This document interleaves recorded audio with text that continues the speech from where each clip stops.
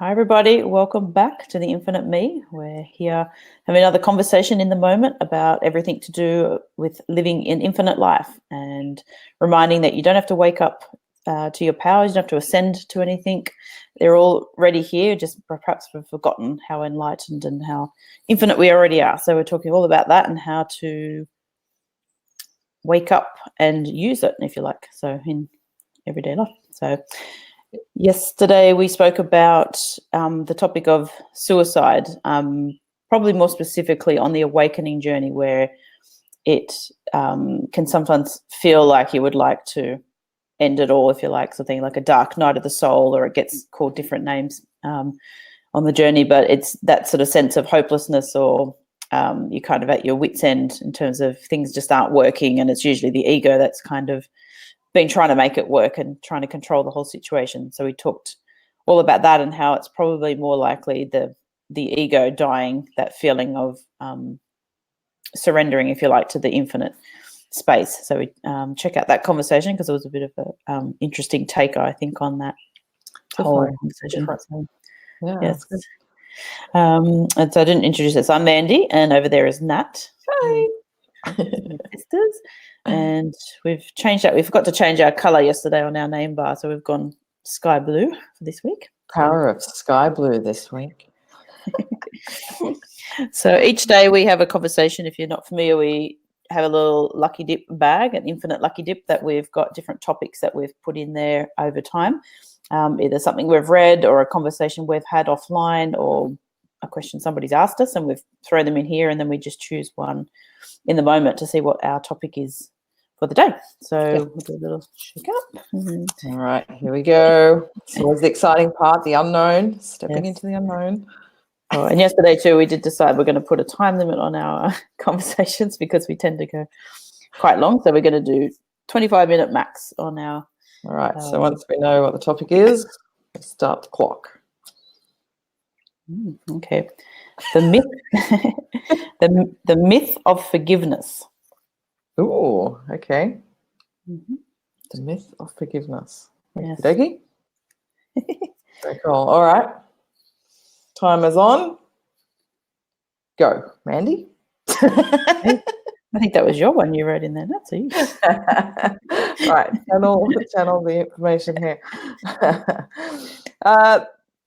This is an interesting one. It came up first when we were doing Dr. John Demartini's work many years ago. We started doing his work in 2004, and we became facilitators of his work for many years. And he introduced the concept of the myth of forgiveness, if you like, and that he didn't really believe in it. And it was sort of like a really interesting take, because I know forgiveness is a massive one in personal development, particularly, and religion. You know, and religion. Oh my God, how could I forget religion? Yes. Definitely a big one. So it's actually quite an interesting one. I guess when you come down to it, it really does bring in a little bit of quantum physics and sort of the science behind how everything works. So I guess the whole concept of forgiveness is that somebody has done wrong by you, and you've decided in your power to let that go, I suppose, to move on from it. And a lot of people say that, you forgive. The whole forgiveness thing is for yourself at the end of the day. That free yourself from whatever situation has gone on. So say someone has done something wrong by you, and you decide to forgive them, and that frees you from that situation. So I get all that, but it is really interesting that the whole topic of forgiveness, or the idea of forgiveness, is that you're still placing judgment on the fact that what that person did was actually wrong. And it's a little bit egotistical when you think about it, that you have decided that it's okay that they've done the wrong thing, and in your judgment, and you're going to let that go now. So we're sort of bringing in a little bit of ego. We're bringing in a little bit of the fact that there's positive and negative. We're bringing in some judgment.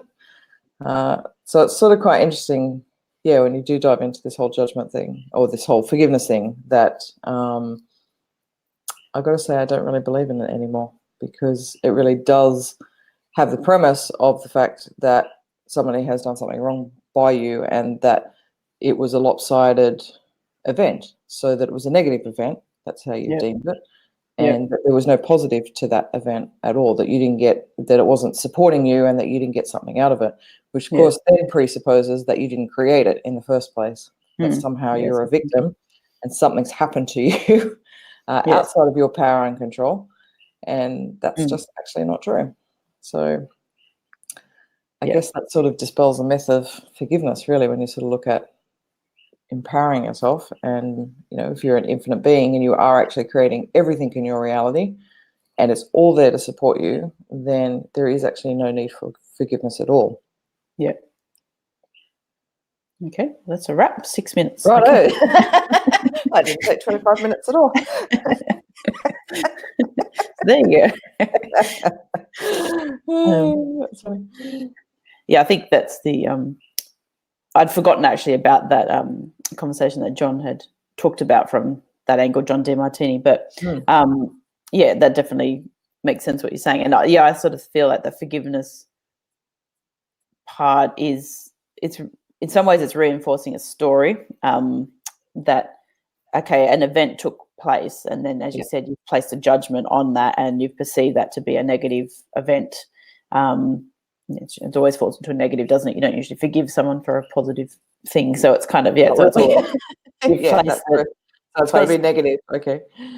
So you've placed a negative judgment on something, or something's happened to you, like you said, it didn't happen for you. So it is, from that instance, it is definitely like still part of that human ego game, isn't it? Because like you're feeling like your power is outside of you, something has happened to you, and you've put the judgment on it, which is only the ego that's kind of to do that. So I think maybe forgiveness is a concept that might be helpful in the story, like when we recognize that we're an infinite being and everything is our creation, and it's only there to bring up something within us that we haven't, like a feeling or emotion or a story, like a belief maybe that we've been holding about something. So something happens in the outside world that we supposedly have to forgive to release the power that we've put into that story. So maybe in the story it's a helpful concept, but I don't think it's the it's like a stepping stone, I think, to going back to the truth, which is that you're an infinite being and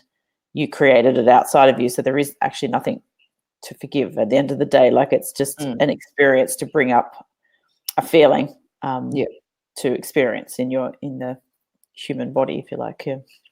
What I feel would be a wiser way to go is, if you're feeling like you need to forgive somebody because they have done wrong by you, then instead of perhaps going down that line, which might be the traditional line to go down, it does take a lot of work to forgive people. Like a lot of people say, I'll forgive and forget, or I'll forgive but I won't forget. And I feel that until your mind is actually balanced about that particular incident that took place with that person, that you have actually found the positive side of that, then you will perhaps forgive, but you definitely won't forget. And that's because the mind will hold memories of things until it does come back into balance. So all the memories that you have, basically you have a lopsided perception of. So you either have a positive perception of it, a more positive than negative, or more negative than positive. And that's why they still sit in your memory until you bring it back into balance. And you will have experienced this, I'm sure everyone will have experienced this, where once something is neutralized, you actually can't even remember it anymore. It actually most of the time dissolves it. So particularly when you've had a feeling or an emotion or something coming up that you process, and if you process it long enough and allow it to be and to dissipate the energy of it, how often does it happen where somebody says, oh, what was all that about? And you actually literally cannot remember. It's just completely dissolved. It just doesn't even exist in your psyche anymore. And it's like, oh, so I don't know. I think it had something to do with such and such, but I actually can't remember. Yeah, Like, I true. literally can't put a finger on it. Yes. And so the same thing is going to happen. So I feel what would be wiser would be to neutralize that particular incident. So bring it back into balance. If you're really negative about something or someone, then actually Yes. find the positive. How did it support you? Why did you create it in the first place? Ask yourself that. It's a very expansive question to ask yourself that. And a very infinite question is to say, okay, I believe that this supported me in some way. I can't see it right now. I'm seeing only the negative, but I do want to see the positive side of it, and I want to see why I created it.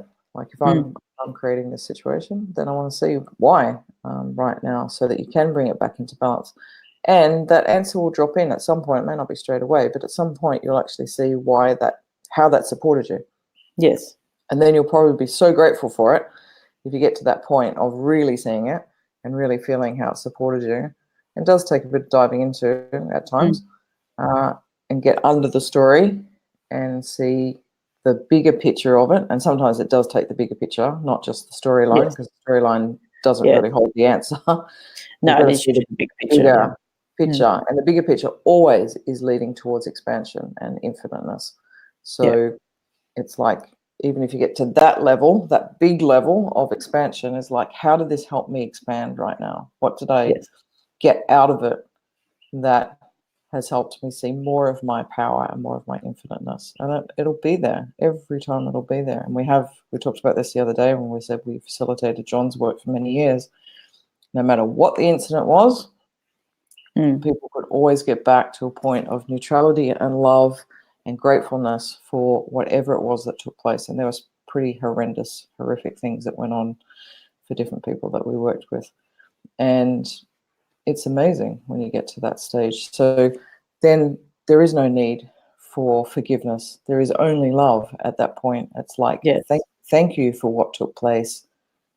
I can see how it's helped me now, and I love you. That's it. That's all that's left to say. And time again, we would see people go through this process, and they literally sat there with tears in their eyes just going, oh my God, that was the most amazing thing that ever happened.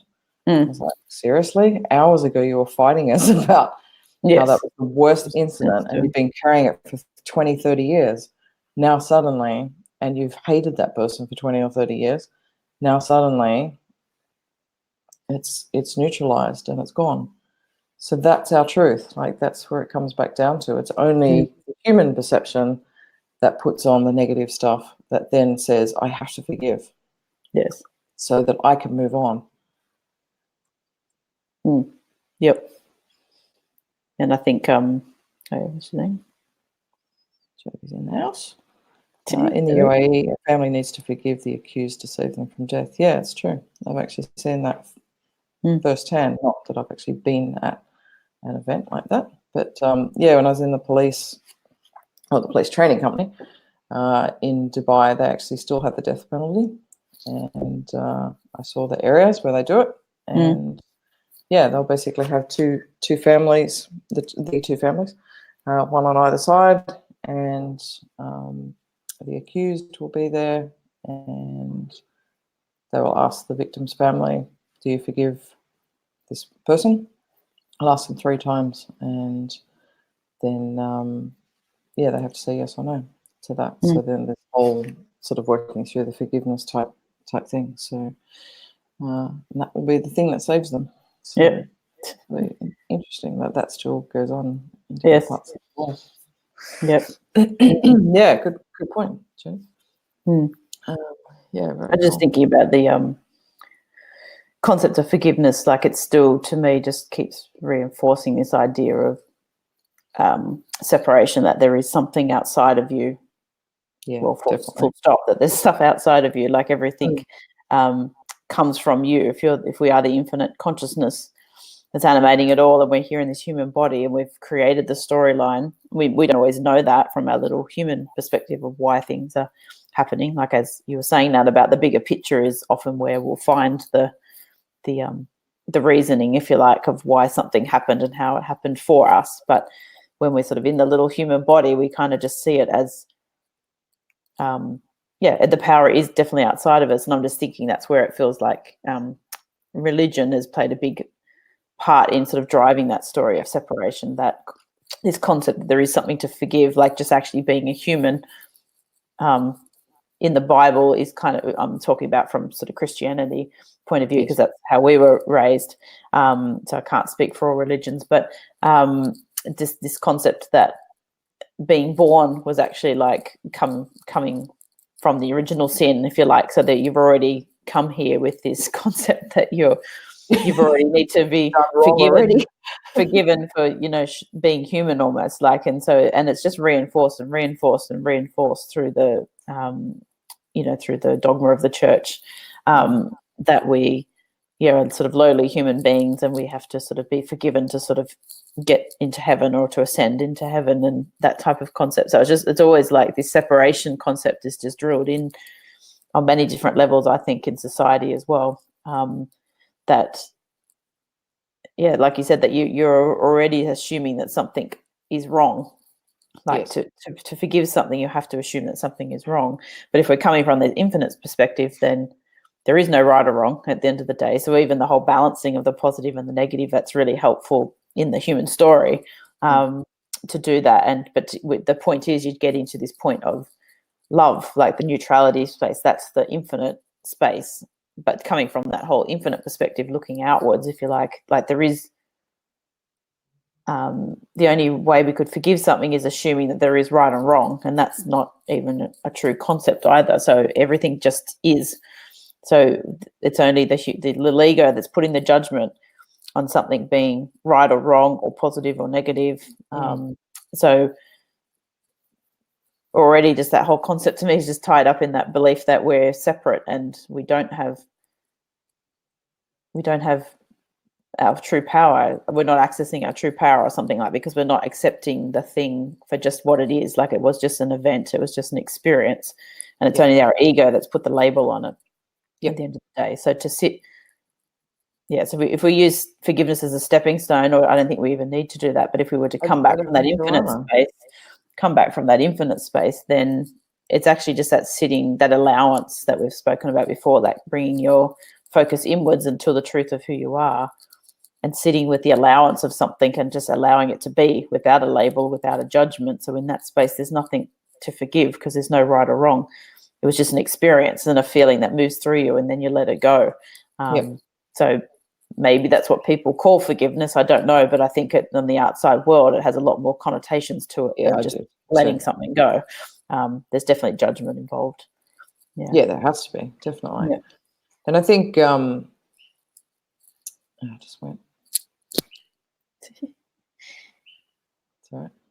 I think the other thing too is the when you say about sin and stuff like that, it really does bring up that concept that we have, that there is sin at all. And I know that sort of really is probably going to push people's buttons, particularly if the things that are really, really full on, you know, if we're talking child abuse or rapes or murders and all that sort of stuff. Like, I really do get that. But at the end of the day, everything, can actually be neutralized. It can be actually found to have the positive and negative out of it. And so, that's what I was going to say. It is really assuming that there are something, like we're virtually saying that some things are from the infinite self, are created from the infinite self, and some things are created from the human self. And it's like, that's actually not true. Everything comes from the infinite. If the infinite is omnipresent, in other words, everywhere, it is everything. Like, we're talking God here at the end of the day, the universe, whatever concept you like to label it as, we've just labeled it as the infinite. Then nothing falls outside of that. Therefore, there can be no event or person that falls outside of that. It's all been placed there for a reason. So just because our human self doesn't see what that reason actually is in the moment, doesn't mean it actually falls outside of that. It's impossible for that to happen. So in that way, there can actually be no sin. Otherwise, you're basically telling God that God has sinned, in your humble judgment. That's virtually what you're saying. Yes. This whole concept of sin is actually so ironic at the end of the day that humans have sinned and somehow or another we've come here and we're all doing the wrong thing, but we're hoping to get back, to being pure and back to heaven again. Yeah. And it's like, no, basically you just haven't done the work to actually see the balancing between the two sides of it. Yes. You haven't seen how the negative is also balanced out with the positive stuff that's actually served people, not just you, but the other people that were involved in the situation as well. Everyone got out of it what they needed in that moment. And just because a human self doesn't see the entire story doesn't mean it's not there. Yes. Yeah. I've got things coming in here. You want to read that? I just need to plug in, man. Okay, so we've got a comment from Jody. So in summary, if the feeling of forgiveness is achieved, then you still remember the event. If you go beyond forgiveness, then there is no real memory of the event. Or maybe it just feels like a scene from a movie once seen. Yeah, that's what I was thinking when you were sort of saying that, actually, about the you may still have a memory of something, but it will be literally just I think exactly like what Judy said. Jody said, there's no charge to it. It is just a memory. Like it's just, that happened, but there's no sort of negative, positive charge to it anymore. So that's definitely. But a lot of the time, as you said, sometimes the whole thing actually just disappears from your mind as well. It just doesn't. You can't remember the details of something, so there might be still a faint memory of an event, but like the details are just kind of gone, like in some ways, all the time. Yeah, it is actually interesting, isn't it? All right, next one. It's just in the past and we're living in the present, so it doesn't matter. Yeah, that's definitely true. I guess that brings in that concept of the fact that there is past and present and future, when in actual fact there is only this present moment. You're in the human game, definitely there is a past, and that's what we feel like we're doing. If you think about an incident that took place 5 years ago, it feels like it's in what we would deem the past because it's not here right now. It's not in your present scene. So it feels like it's the past. But what's happening is you're bringing that scene into the present moment. So you're recreating it, basically. And then you recreate it not exactly as it probably played out, because then you've got all your judgments and you're missing bits of the information and a few details have gone, and you run it through your filters, your perception. All this stuff is happening. You've forgotten parts of it. So when you actually do recreate it in the present moment, it's not actually what really took place. This is really interesting because this is what used to happen in the police all the time. So you would get a bunch of witnesses that all apparently saw the same thing that took place in the bank or whatever happened, and every witness statement will be completely different. It's it's one of those ongoing things with police work. It was always so tough to get a really good construct of what actually took place, because everyone, he wore a blue jumper, no, he had a red jumper on, no, he didn't have any jumper on, like he was just wearing a singlet. And I was just like, really? Did everybody see the same thing or what? That's ridiculous. But that story reinforces over time too. So the longer time has gone on in the human story since that event happened too, the bigger the story is usually that you've created around it as well. And usually the more power it holds over you as well, the more focus you keep giving it, the more power it will hold over you as well. So the whole forgiving thing feels like such a big thing to do, to release, because you've built up such a story around it. And then if we take notice of where that story happens, it's only happening in our head. Like we've collected all this evidence over the years of how it happened and how it went down, and who did this and who did that and who was wrong. But then it's only the thoughts inside our head that we keep fighting with, if you like. So I guess that whole forgiveness concept, like you said, forgiving another person, you are freeing yourself because you're the one that's got the story going in your head. That's true. That is that. So there is that freeing aspect to it, I guess. Still. So from that perspective in the story, it could be helpful to forgive somebody, but I don't think at the end of the day, it's like if we're kind of, if our focus is to move more into living infinitely and knowing ourselves as that infinite being, then the truth is actually just allowing something to be with no judgment. So the forgiveness still has that connotation that something wrong happened. So maybe we need to have a reconstructive forgiveness as such. But I do think it's an important point to bring up, Sharon, in terms of the past, because how many, I won't say cultures, families, maybe cultures to some degree, still carry stuff from generations ago. Like they weren't even involved in it. Like ridiculous number of stuff that's happened in the past, whether it be a village, a family, a culture, a country, like all this stuff, and it just gets passed on and on and on from generation. And half the time the kids don't even know what on earth, why they don't like such and such down the road, and their family, or why we don't talk to such and such, because it's the story. And talk about Chinese whispers, you can just imagine what's gone on over the generations about the story. And now it's a massive thing to try and forgive somebody for that, because it's just been embellished and embellished and embellished. Instead of just nipped in the bud in the first place, you know, somebody probably stole somebody's pig. Like, really? Who cares? So it is really interesting, though. What about the idea of forgiving yourself? Is that a process often suggested in the personal development world?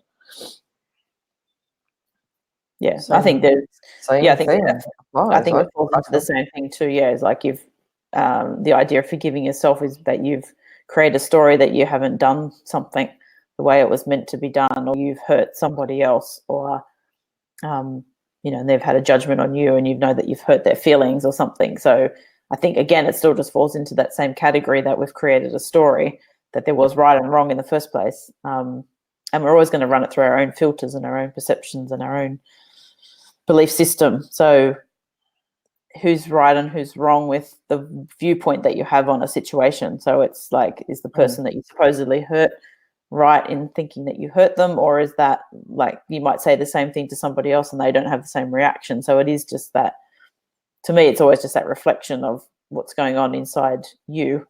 So if you feel like you've got to forgive yourself for something, I don't know, that to me still feels like there's that judgment going on, that it's separate, like you're separate to the universe, and that there is a right and a wrong to begin with, but also you're not allowing, you haven't just allowed something to be. So by creating that judgment, we're not allowing something to just be as it is, like with no judgment, no, so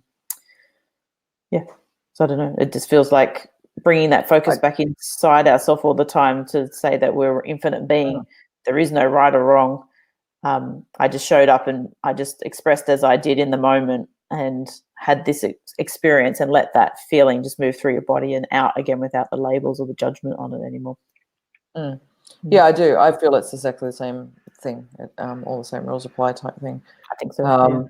Particularly if you've hurt somebody else and they feel the hurt and they let you know that, then it does get more difficult, because we always hate for that to happen. So then the guilt comes onto us that we shouldn't have done that. You start second guessing yourself on what you did. And I think that's where we trip ourselves up, that second guessing thing, because in the moment you have to trust that whatever got said or was done in that moment was actually what was meant to happen.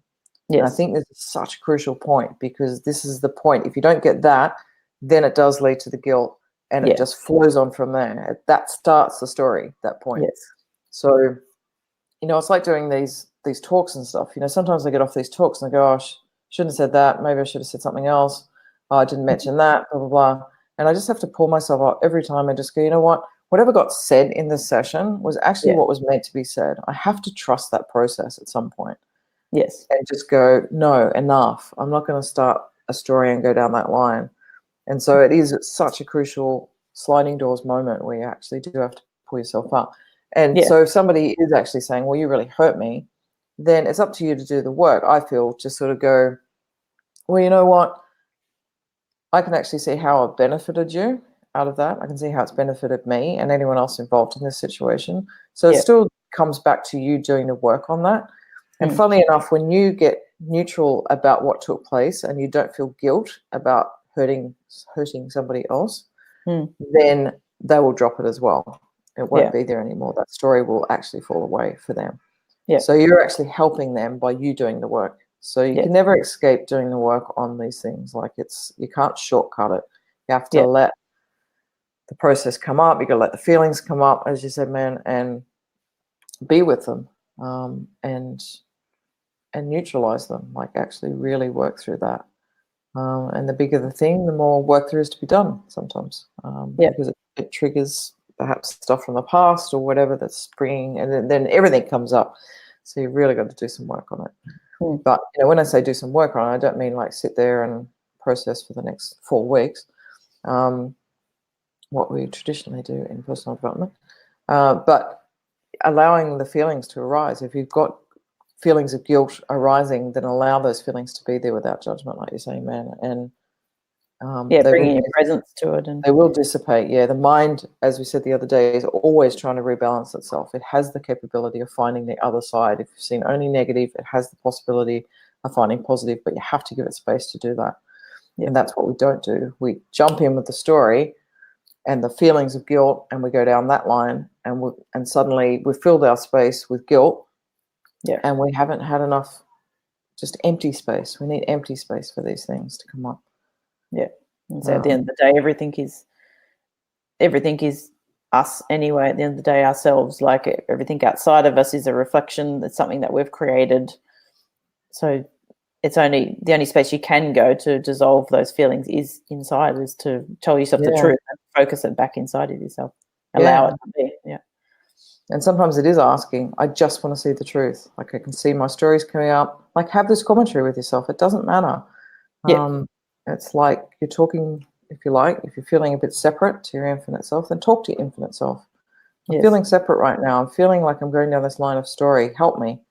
I couldn't tell you how many times I say that during the day of particularly days that I'm feeling quite out of it and not connected.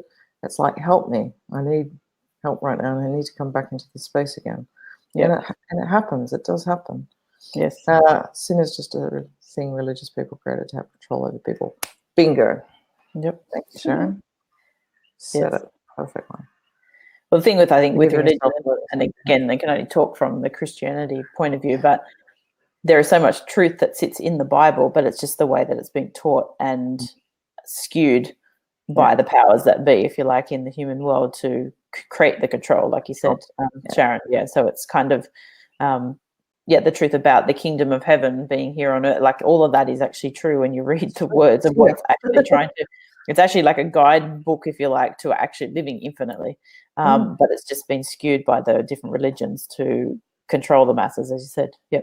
So maybe what better we'll go through the Bible at some stage and interpret it from the infinite's perspective. Which is actually something that John Demartini does in his 7-day prophecy program. One of the days he goes through the 7 areas of life, and one of the days is around spirituality. And we actually spent quite a few hours going through the Bible, picking out different quotes and actually looking at the true meaning of what they were actually saying. And it's quite surprising, especially us coming from a Catholic background, quite a strict Catholic background, and actually reinterpreting what it actually was saying, and actually how much truth is just actually sitting in there in plain sight. But it gets, we don't hear it that way, and so we buy into the story that we get told as well. So forgiving yourself for letting yourself be hurt. It's loving the part of you that had that judgment on it and allowing it to just be there, and it will dissipate as soon as we do that. Bring the attention to the part of us that we haven't loved. So yes, very cool. Jasmine's in the house. Hey, Jasmine. Hi, Jasmine. I'm not sure at what stage you came in, but we're probably about to wrap up right now. But a bit over a very interesting chat about forgiveness and the myth around forgiveness, that maybe forgiveness is not necessary, doesn't exist, and maybe sin doesn't exist in the first place. So there you go. Very cool. Well, thanks for joining us. Thank you everyone for being here live. Thank you for all our replay viewers when you're watching. Let us know in the comments what you got out of this session. We know that this might be potentially a little bit controversial, different way of looking at things, but that's really cool. Like, we're loving these conversations that are now sort of really stretching beyond traditional thought processes about some of these concepts. And we're always coming from that bigger picture perspective of the infinite. What would the infinite consciousness that created all be thinking about this concept in the human game? So that's always the angle that we're coming at things from. So I don't know if the infinite thinks, but well, that's true too. Yes, If we were to put our attention on everything coming from that infinite space, then what would be the point of some of these concepts? Yeah, exploring it from that angle too. So it was true. I think. I think it is interesting, isn't it, to see what the perspective of the infinite is on some of these traditional concepts now that we're tackling. I think it's really cool. Yeah. Very cool. All right. Okay. Well, we'll Join see us you tomorrow. I'm going to run and catch a bus to another country. Yeah, I'll go to Belgium today, catch up with Jodie. She's been there for a few days at our new house set. So there you go. Coming from Australia, that's a bit weird. Catching a bus to a different country is really very strange concept. Very cool. All right. Enjoy your day. Tomorrow. And we'll see you all tomorrow. Okay. Bye. All right. Don't forgive yourself, infinite beings.